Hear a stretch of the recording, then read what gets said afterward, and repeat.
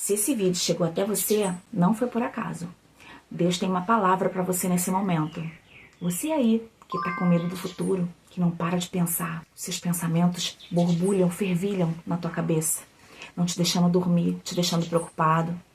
Ele precisa te lembrar que o seu futuro não está nas mãos do medo, da insegurança, da ansiedade, nem das circunstâncias.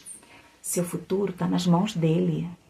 Talvez todos os dias você fique muito preocupada com tudo à sua volta, mas hoje em especial você acordou com o coração acelerado, com um nó na garganta, né, com o peito pesado, angustiada, com várias coisas, pensando em mil coisas ao mesmo tempo, coisas que você não dá conta, coisas que você não tem conseguido dar conta. Mas mesmo assim, você continua tentando. Você tenta fazer um balanço sobre tudo que deu errado na tua vida. Você praticamente não consegue colocar na mesma vibração as coisas que deram certo. Por que na mesma vibração? Porque as coisas que deram errado, as coisas que nos frustraram, elas causam uma espécie de trauma, uma espécie de sentimento que mexe mais com a gente. Você pensa no casamento que está por um fio, ou no casamento que acabou, se os filhos vão para o caminho certo, ou Deus queira que não, nas contas que não fecham, no trabalho que está uma porcaria, em todas as cobranças que tem na tua vida. Mas Deus precisa te lembrar de uma coisa. Você não está nessa batalha sozinha, sozinho. Ele está com você o tempo inteiro. O medo do futuro paralisa tanta gente que faz a gente perder o sono, faz a gente não aproveitar o hoje, faz a gente não aproveitar o agora. A gente está sempre preocupada com o próximo passo e o depois. Mas sabe qual é a verdade? A gente não tem controle de nada. Nem você, nem eu, nem ninguém. O futuro a gente não controla. Mas se tem uma coisa que a gente precisa tentar controlar, são os nossos pensamentos. Porque esses pensamentos ruins, eles não vêm de Deus. Eles vêm para te sabotar, eles vêm do inimigo. Eles vêm para te frustrar. Eles vêm para fazer você duvidar. Duvidar de você, duvidar de Deus. São do inimigo porque te desestabilizam. Eles vêm para te adoecer. Esses pensamentos vêm para te sabotar. Esses pensamentos ruins, eles vêm para te enfraquecer.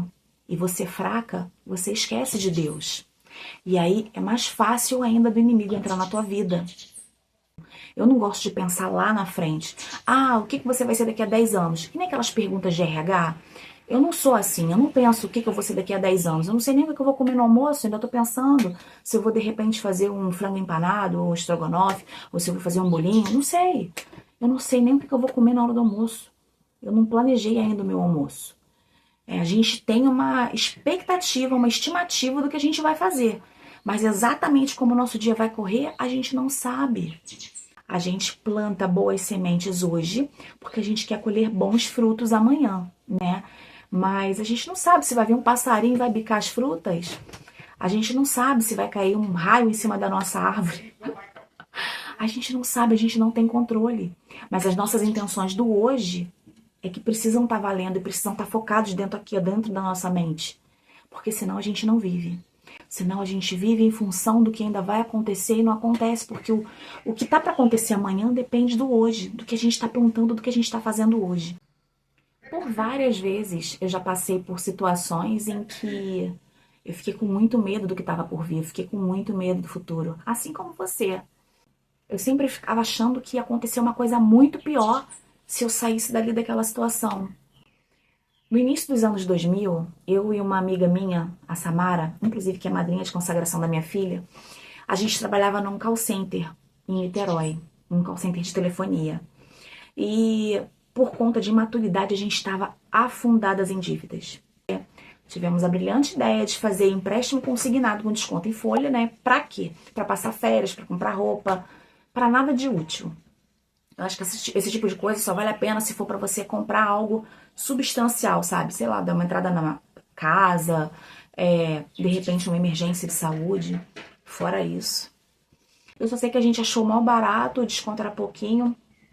A gente só entende que o desconto não é pouquinho quando o salário vem com menos, né? Mas aí já é tarde demais. A gente já gastou o dinheiro todo. Quem já trabalhou em empresa grande sabe que sempre tem esses momentos, né? Cortes de cabeça. Chegou esse período e a gente não queria perder o emprego, sabe? Eu acho que por a gente ser nova e não ter muita experiência, a gente estava com muito medo de ficar sem emprego, de não conseguir um outro emprego numa empresa tão grande, tão boa quanto aquela. A gente estava muito apavorada com essa possibilidade de perder emprego. E só sei que teve um dia que começaram as demissões, tinham duas fileiras de posições de atendimento, né? Uma aqui, todas as duas eram comandadas por um supervisor, pelo supervisor Alexandre, e eram numeradas de 1 a 20. Eu era a posição 10, a Samara era a posição 11. Então era uma PA do lado da outra. E eu me lembro que o supervisor estava chamando, né, os números das PAs. A PA acendia alguma coisa assim, e a pessoa levantava, ia na mesa dele, pegava o papelzinho e ia pro RH. A gente ficou num desespero, a gente ficou num pânico, a gente ficou num medo absurdo. As duas chorando dentro da PA, abaixada. Agora a gente vai rodar, meu Deus. Ai, amiga, o que a gente vai fazer para pagar aqueles empréstimos todos? Porque aí a gente já conversando com outras pessoas que estavam lá perto da gente, já falava assim, não, quando você é mandado embora, eles descontam tudo de uma vez só. Aí mesmo que a gente ficou mais desesperada ainda, porque a gente ia sair de lá com uma mão na frente, outra mão atrás, sem nada para receber. E a gente não entendia muito ainda sobre seguro-desemprego, a gente não entendia nada. Nós éramos realmente inexperientes nessa... Acho que foi, se eu não me engano, foi o meu primeiro emprego, assim, meu primeiro emprego. Eu sei que a gente se deu as mãos e a gente começou a orar. E ela começou a citar o Salmo 91, e justamente naquela parte onde fala: 1000 cairão ao teu lado, 10.000 à tua direita, mas tu não serás atingido. Naquela parte, o supervisor veio falando, né? 20, 19, 18, 17, 12, 9, 8, 7, 6. E assim, só ficou eu e a minha amiga Samara sentadinhas na ilha. Depois nós fomos conduzidas para um outro local, né? Muitos supervisores também acabaram sendo desligados e reduziram a equipe, que era gigantesca, para uma ilha assim com 10 pessoas. E eu e a Samara no meio. Mas isso me marcou muito, e ontem até eu tava falando com ela porque eu não me recordava exatamente dos detalhes. Ela também não, ela se recordava de algumas coisas, eu me recordava de outras, a gente foi juntando os pedacinhos. E por que eu lembrei disso? Porque naquele momento de pânico total, a gente só pensava em alguma coisa que era muito ruim. E a gente estava muito apavorada porque a gente não queria perder o emprego de jeito nenhum, porque aquilo ali era o suprassumo. E dias depois, a Samara pediu demissão, né? Pediu as contas, porque tinha aparecido uma outra oportunidade para ela. E um pouquinho depois, aconteceu comigo. Então tudo aquilo que estava acontecendo tinha um motivo, e a gente estava preocupada à toa, né? Porque estava tudo desenhado já. Ela saiu para um outro emprego melhor do que ela estava. Eu saí para um outro emprego melhor do que eu estava. E a gente ficou com medo do futuro. E agora o que vai ser? O que vai ser quando a gente sair daqui? Coisas acontecem. Coisas que a gente não controla acontecem. A gente tem razão sim de ficar com medo daquele presente ali, ai meu Deus, e tal. Mas a gente não pode deixar esse medo dominar a gente, esse medo paralisar a gente. Porque assim, gente, vamos ser bem realista? Vou ser bem realista. O que tiver que acontecer, vai acontecer. A gente não domina isso. Então, pra que sofrer, né? O seu futuro não tá nas mãos do medo. Não tá nas mãos da economia. Não tá nas mãos desse governo. Não tá nas mãos do laudo médico. Não tá nas mãos do seu advogado. Não tá nas mãos do banco. Tá nas mãos de Deus. O passado não dá para mudar mesmo, já foi página virada. Serve de quê? Serve de lição para de repente você não cometer os mesmos erros que você cometeu lá, cometer aonde? No hoje. É só o hoje que você pode mudar. É só o hoje que você tem para mudar. Se você tá tendo os mesmos resultados, a gente muda. Muda para quê? Para lá na frente conseguir ter resultados diferentes.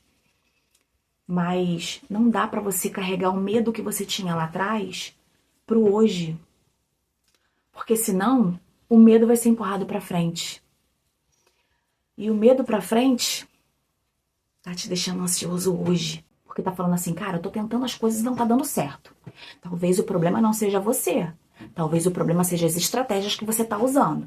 Talvez você esteja tentando, lutar com a força do teu braço.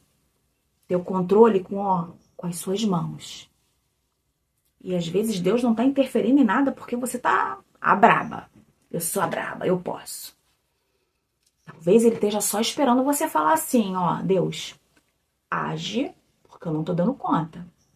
Tá nas suas mãos. E solta nas mãos dele, amiga. Dá as rédeas pra ele. Dá as rédeas da sua vida pra ele. Não é ficar sentada assistindo Netflix, não, tá? Continua aí trabalhando, batalhando, lutando. Mas o medo, a ansiedade, larga nas mãos dele. Confia nele. Senhor, eu não sei mais o que fazer. Toma o controle. Dirige a minha vida. Não se preocupem com amanhã, porque o amanhã trará suas próprias preocupações. Basta a cada dia o seu próprio mal. Mateus 6,34. Porque Deus já está no seu futuro. Ele já caminhou pelos dias que a gente ainda nem viveu.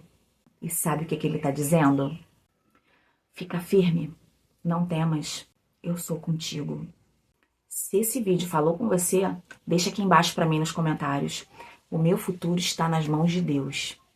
Declare isso na sua vida como um ato profético. E não se esqueça de se inscrever no canal, ativar o sino das notificações, deixar o seu like e compartilhar esse vídeo com aquela amiga ou aquele amigo no grupo da igreja, no grupo da família, gente. Compartilhe e peça inscrição para mim. Me ajudem o canal a crescer. Tá bom, gente?